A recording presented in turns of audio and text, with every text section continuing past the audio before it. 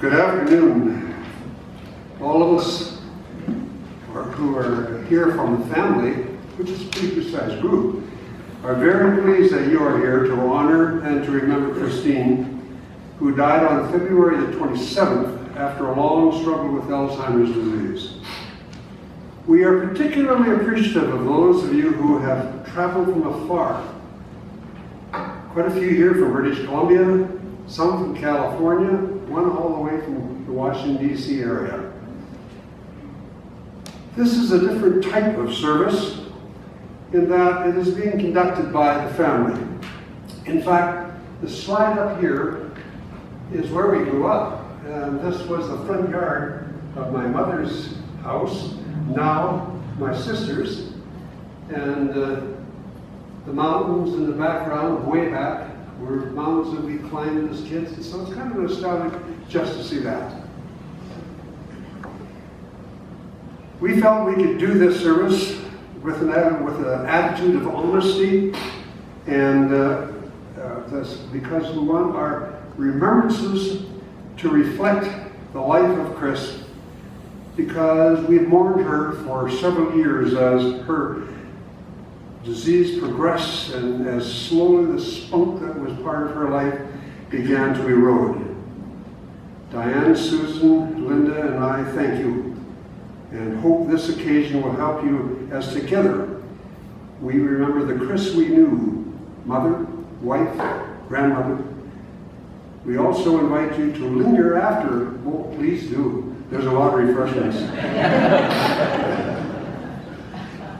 One of Chris's favorite hymns was "In the Bulb There Is a Flower." Please stand if you are able, and we will sing hymn number 433.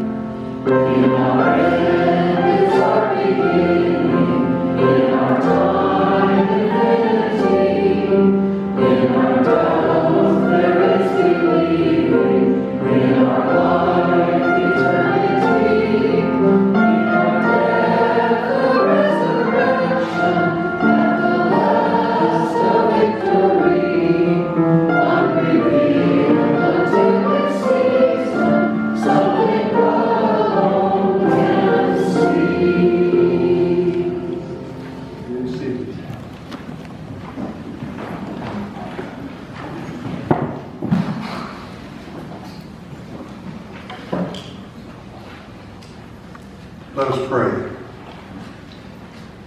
Great Spirit of the universe, we thank you for the life of Chris Law, who ended her earthly experience quietly and peacefully. Help us to rejoice in her talents, her ability to make and keep friends, and remember also the qualities that angered and frustrated us. In short, we are here to celebrate her humanness. Help us not to bemoan her death, but rather to rejoice in who she was in the fact that she is now released from the illness that robbed her of her spontaneity. Help us remember her with joy and with love. Amen. Two passages of Scripture to remind us of our status. First, from Psalm 103. God does not deal with us according to our sins, nor repay us for our iniquities. For as the heavens are high above the earth, so great is the steadfast love of those who love him. As far as the east is from the west, so far he removes our transgressions from us. As for mortals, their days are like the grass. They flourish like a flower in the field. For the wind passes over it, and it is gone, and its place knows it no more. But the steadfast love of God is from everlasting to everlasting to those who love him. And then a passage from Paul from the book of Romans. Who shall separate us from the love of Christ? Will hardship or distress or persecution or famine or nakedness or peril or sword? No. In all these things we are more than conquerors through him who loved us. For I am convinced that neither life nor death, nor angels nor rulers, nor things present nor things to come, nor powers, nor height, nor depth, nor anything in all creation will be able to separate us from the love of God in Christ Jesus. Our daughter Susan. No? Okay. Things haven't changed.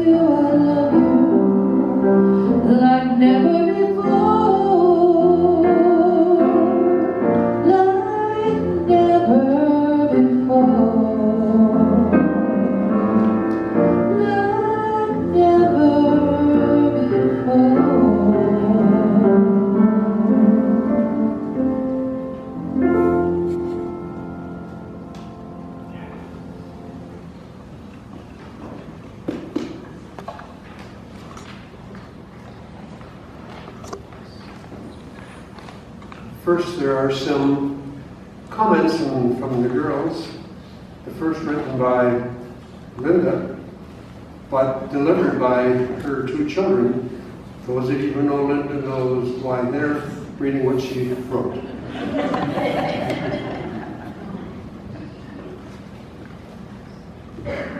Okay. I've thought a lot about what I want you to know about my mom. Anything I come up with seems a bit trivial compared to a whole life. She wasn't perfect. She was a normal, flawed person with a terrible temper. But I prefer to remember the good times. She was an artist and a great quilter, painter, and decorator.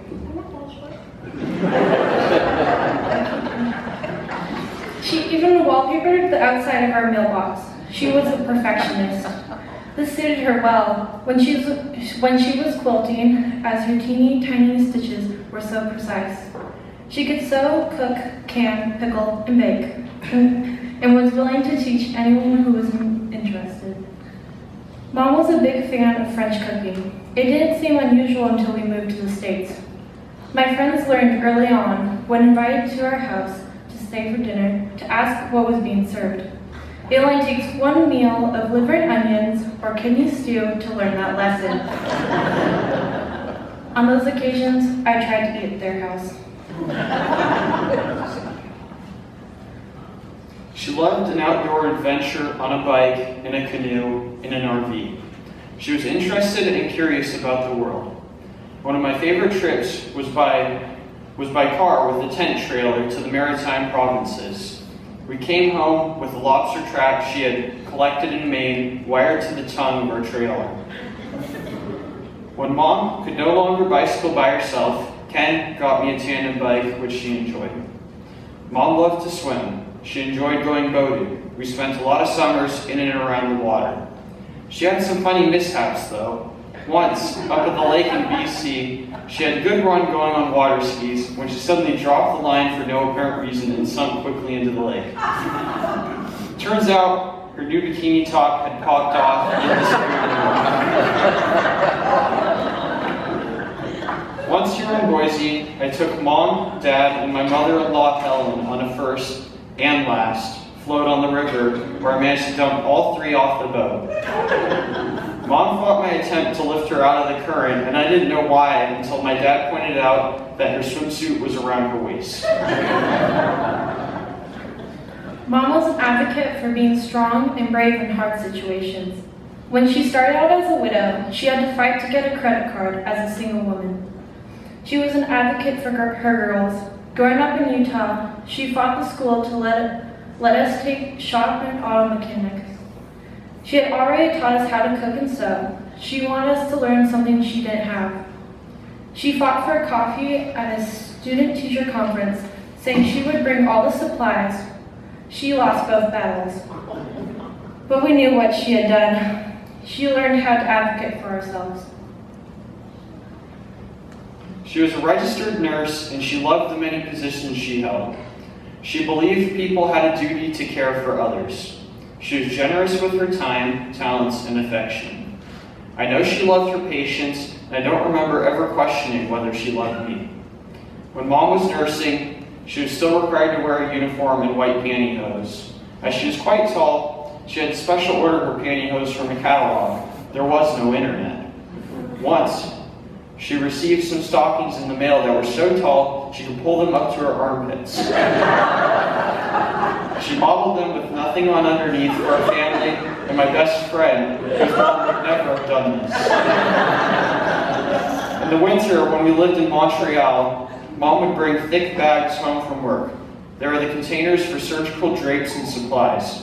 We would climb into them up to our armpits and slide down the snow-covered hills faster than anything. In her mid-50s, Mom went to college. She did well in her art courses, but although her content was good, she was a poor writer. Dad tells of a paper she wrote, which was one page, single-spaced, and all one sentence. The kids at school welcomed her as a classmate and sometimes a mom away from home. Mostly, what I remember is her quirky sense of humor. She loved to laugh. We girls once made Jell-O blocks, the kind with extra gelatin in them so they could be cut into little cubes. We took turns. One girl laid on the floor, the other stood overhead and tried to drop blocks from waist level and land them in the other's mouth.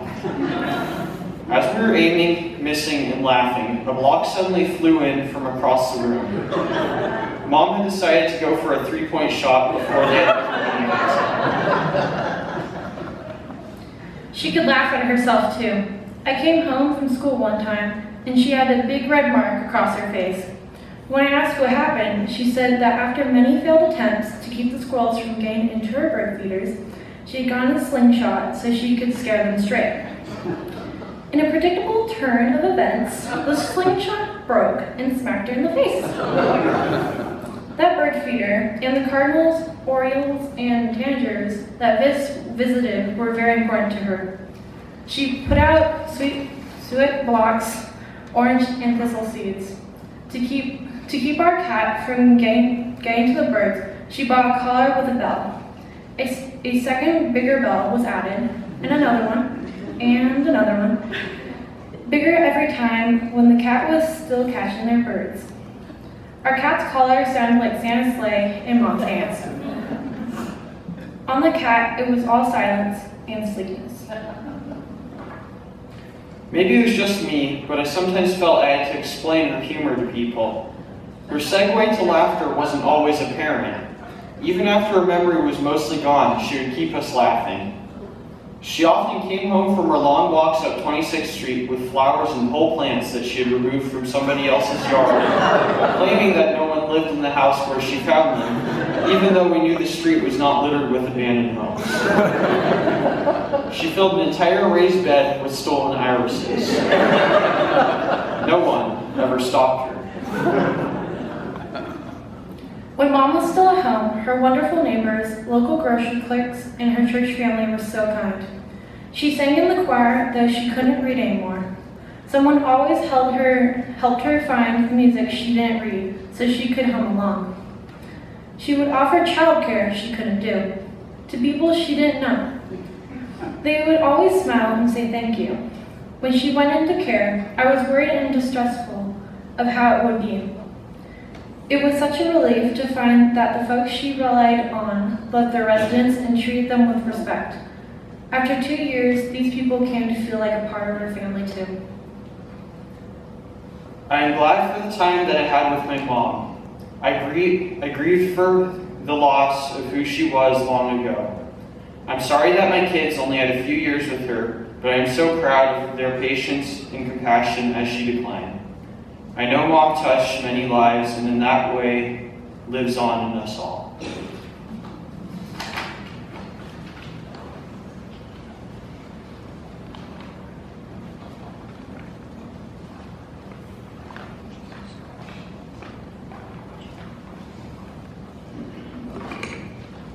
Mike's going to follow along in case I can't finish. So that's a tough act to follow. Never work with kids and animals, right? So as most of you know, and you've heard here, if you didn't know, my mom was a mixed bag. She was delight and fury, acceptance and criticism, and sometimes at the same time. But I want to talk today about her most defining attribute to me. I call it the power of yes. As I started reflecting on the influence she had on my life, which has been going on, the reflecting has been going on for quite a long time now due to her extended illness, I realized how much of a risk taker my mom was. A glass half full kind of person, which was kind of hard to tell sometimes. A yes sayer.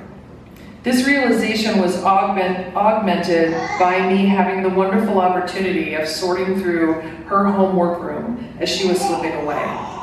I wish I had more time to tell her how much I admired her yes-saying qualities. Mom had a pretty tense home life when she was young, and her mom, my Grandma Nielsen, or Thora to some of you, was not very excited about raising a girl.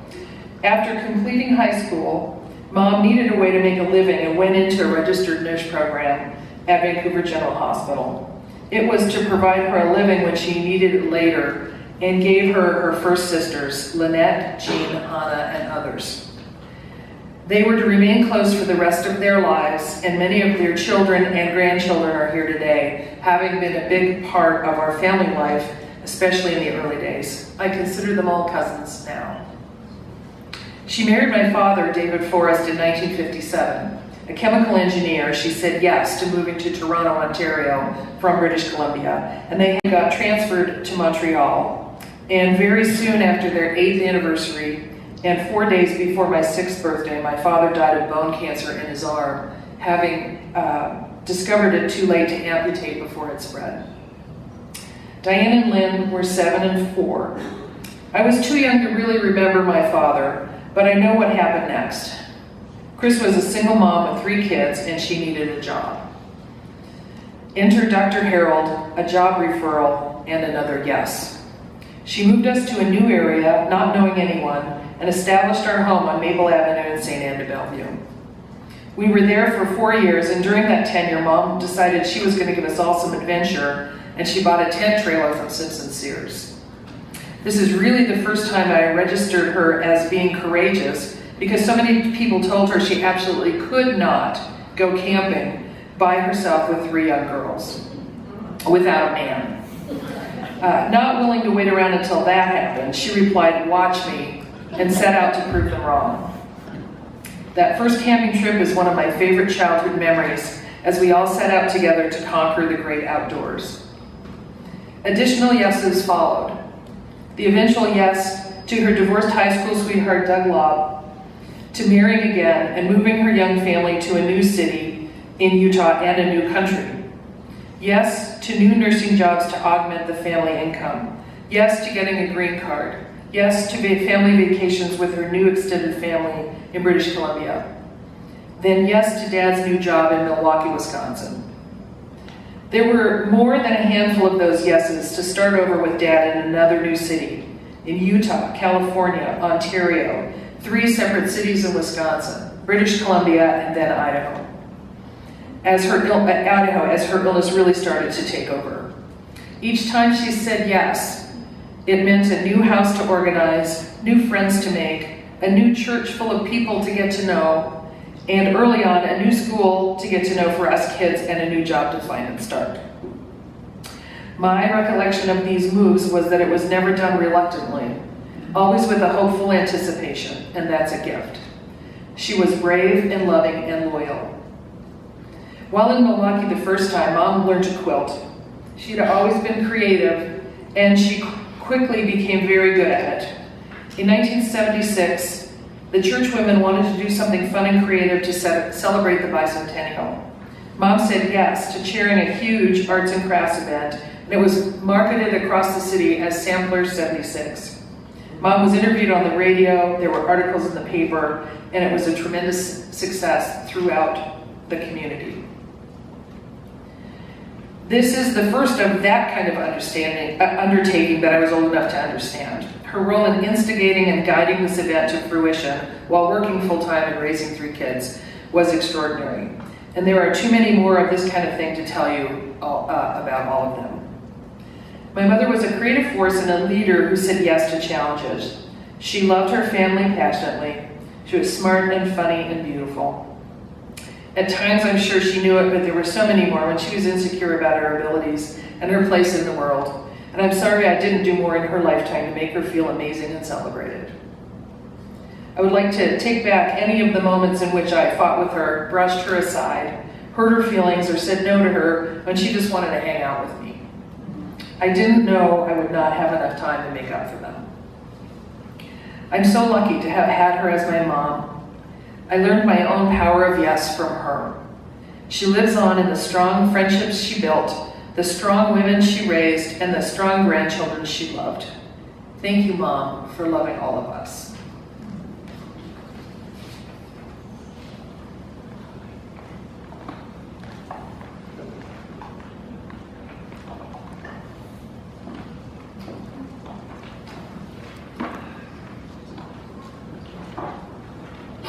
I have known Chris since she was a little girl, 7 years old, with 2 very blonde pigtails. She would often bicycle to our home to just hang out. After dating in high school, we went our separate ways. She trained as a nurse in Vancouver General Hospital, and I went to college in Aurora, Illinois. We met and married other people during this time of our experiences.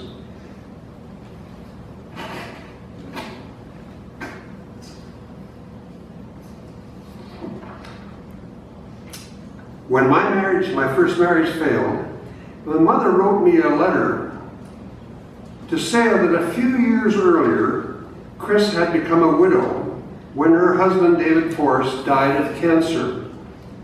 Chris was 29 and the mother of 3 daughters. Mom suggested a letter to Chris might be well received.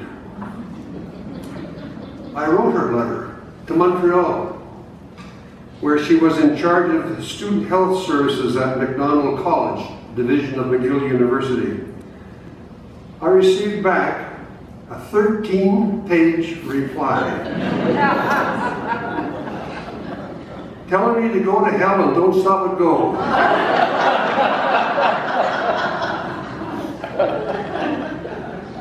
She wrote, "I don't need to have my life upset again."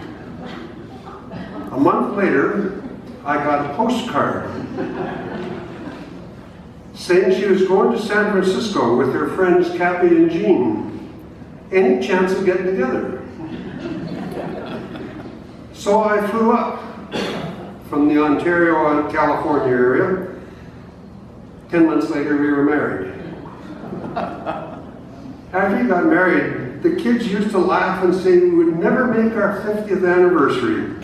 We'd be way too old. This October would have been our 50th. One time I flew back to Montreal to see her. I caught a taxi from Montreal Airport to St. Anne de Bellevue, where they were, and knocked on the door, at which Susan appeared and promptly slammed the door in my face. She then ran to her mother and said, "Mommy, Mrs. Love's big boy is here."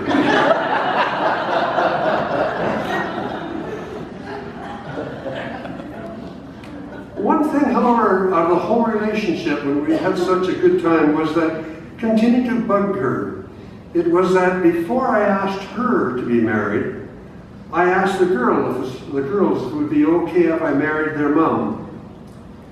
Well, it all worked out, and Chris left her job and became a pastor's wife at First Congregational Church in Salt Lake City, and a nurse at LDS Children's Hospital, and later at St. Mark's Hospital. The girls began their school in a new country in grades 4, 5, and 6. It was there in Utah that I adopted the 3 girls and became their dad. That remains, to this very day, the best decision I ever made. An additional benefit is that these young women married 3 great guys, and I received 3 men who to me are as sons. From Salt Lake City we moved to Milwaukee, where I became minister at North Shore Congregational Church, and during that time the girls all graduated from high school and went to begin their university education. We moved then to Pomona, California, and I became senior minister at Pilgrim Congregational Church.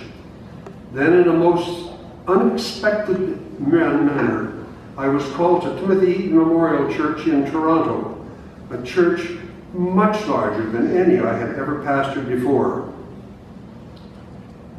We loved Toronto, but it was a very demanding job.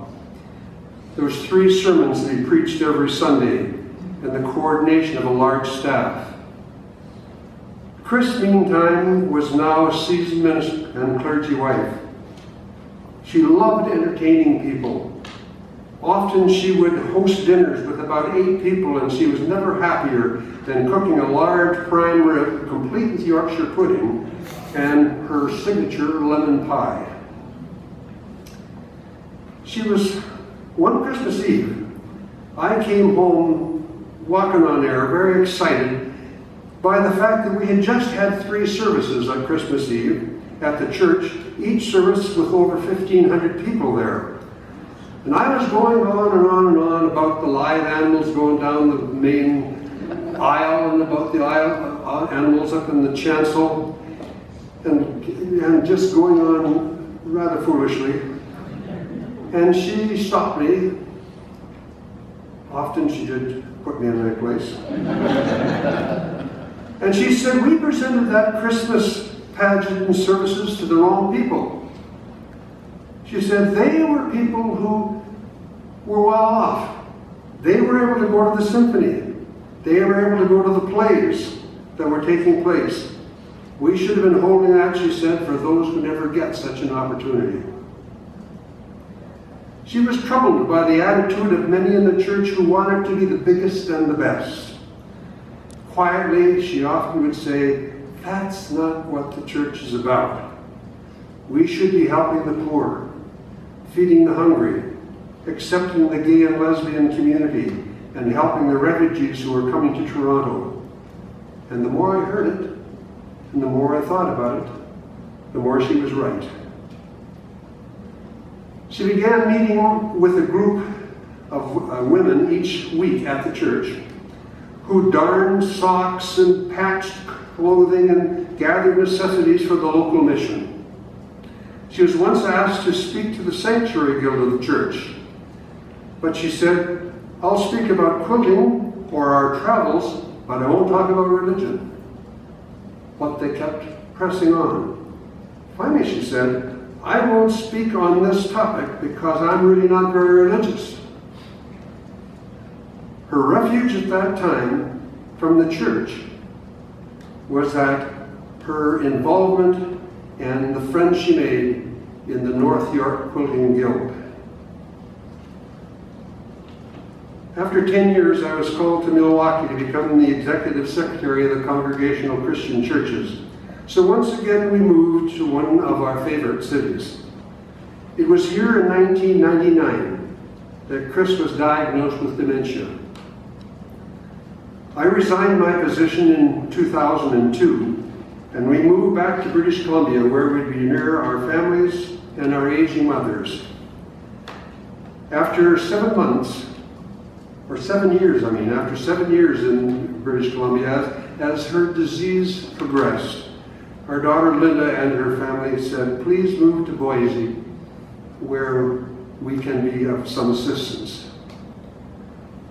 Here in Boise, Chris found a community she liked and a church she loved. She loved this church because here she could be herself. Nobody told her how she should act or what she is supposed to believe.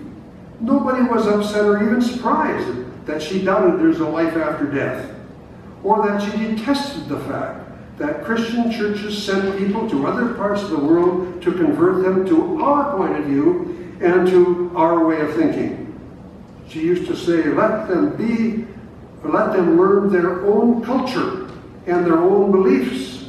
And she would say, and she loved it when she traveled to Greece and to India and to Guatemala, and she would listen to the people's mythology, and she would talk of hers.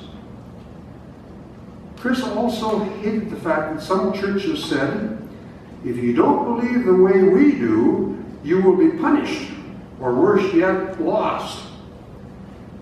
God is spirit, she would say, a spirit of love. And when love is paramount, people are not excluded and any more than you would exclude your own children when they do something wrong. Well, here in Boise, we made friends. Some are folks with whom we had little in common and whose convictions were different than ours. Chris loved our crusty neighbor, Wayne, with whom we disagreed on almost everything. She would say to me, let him be what he is. Do not try to make him into your image. Look for the good, because it's there.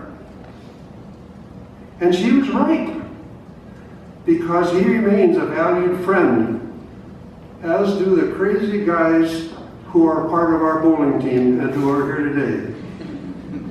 They are good guys, reliable, helpful to a fault, and fun. But I must say, Chris would really laugh that all of you guys are here in church.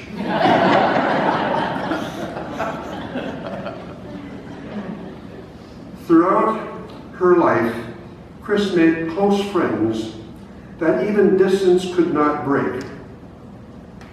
But none was more than that of her friend Lynette. She met Lynette when she was in nursing school, and she remained a friend as close as a sister until Lynette's death. Lynn, her husband Norm, and often family members came to see us in every place we lived. And Norm and Lynn went with Chris and me on a long trip to Australia and to some South Sea islands. Whenever we were in BC, we were in their home. In fact, Norm and some of his children and grandchildren are here today. Theirs was an extraordinary friendship. Chris also reveled in her sons-in-laws and her grandchildren. She was never happier than when they were around and she had a child in her arms. She frequently commented how proud and pleased she was that her daughters had such good husbands. But make no mistake about it, Chris was not perfect. She had a quick and a scary temper. Like a tropical island, a lovely day could quickly become a raging storm, only just as quickly to be a lovely place again. We soon learned that when it was over, that she loved us. She could not escape her love, and we could not escape it, even when she was mad. As I aged, I learned a lot about her from the long chats we had at our home on the patio of the house she loved on 26th Street. I knew most of the religious jargon and beliefs of most churches, but I learned that none of them are as important as the belief that what we should do is simply love people and look for the best in them. Look for the good in them all, she would say. It's often hidden, but it's there. Do not try to make your friends into your image or what you think they should be. And remember, she said, if there is a heaven, and you get there, you'll be surprised by lots of people who are there. Well, that was our Chris. Complicated, loving, fiercely loyal, and while combustible at times, reliable. It was her family that she loved most, and we all received her enthusiastic love and her outbursts. But we all know she loved us. She fretted over every trial the girls had in college or dating or working, but she loved them and adored their grandchildren. We also knew that along with the disorientation that her disease brought, she was well cared for. First with Ariel, the woman who did home care for us, and at Willow Park Care Facility, where she loved the caregivers and she really liked the attention of being cared for. For all these reasons, we miss her and reluctantly say goodbye. I love poetry, and Chris loved it when I would read poetry to her. James Asa Johnson wrote, "Earth cannot hold our dead away from us. They walk invisible beside the way we take. They speak in accents of remembered words. They linger still, as they always have been, a part of life and love." And Rosella Mercier Montgomery said, You are not dead. Life has but set you free. Your years of life were like a lovely song, the last sweet poignant notes of which held long passed into silence while we listened. We who love you listened, still expectantly. And we about you, whom you moved among, would feel that grief for you was surely wrong. You have but passed beyond where we can see. For us who knew you, dread of age is past. You took life tiptoe to the very last. Never lost for you its lovely look. You kept your interest in its thrilling book. To you, death came, no conqueror in the end. You merely smiled to greet another friend. Our closing hymn today was Chris's favorite. It reflects her ideals. She loved the words, and I hope you will pay attention to the words.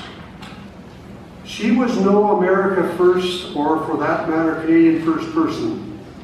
She was a thoroughgoing globalist, often saying, we're part of the same earth, and if we destroy it, we go along with it. Stand please if you're able as we sing hymn number 591.